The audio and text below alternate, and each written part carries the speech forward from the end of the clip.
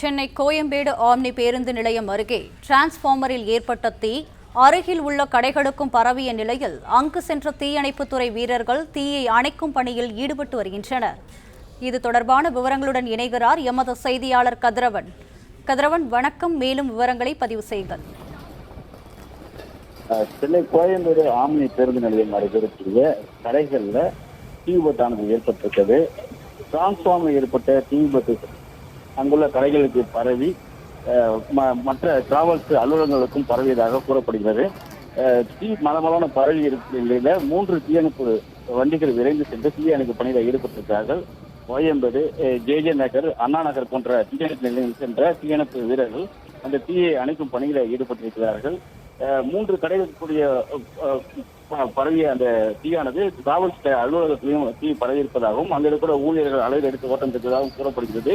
தற்போது தீயை அணைக்கக்கூடிய பணிகளில் போலீசார் ஈடுபட்டிருக்கிறார்கள். டிரான்ஸ்பார்மர் மூலமாக இந்த தீ விபத்து ஏற்பட்டதா அல்லது வேறு காரணங்கள் இருக்கிறதா என்ற கோணத்தில் கோயம்பேடு போலீசாரும் விசாரணைகளை மேற்கொண்டு வருகிறார்கள். தீயை கட்டுக்குள் கொண்டு வரக்கூடிய பணிகளில் தீயணைப்புகள் ஈடுபட்டிருப்பதாகவும் தகவல் தெரிவிக்கப்பட்டிருக்கிறது. பிளே ஸ்டோர் மற்றும் ஆப் ஸ்டோரில் இருந்து பாலிமர் செயலியை QR கோடு மூலம் பதிவிறக்கம் செய்யுங்கள். செய்திகளை உடனுக்குடன் பெறுங்கள்.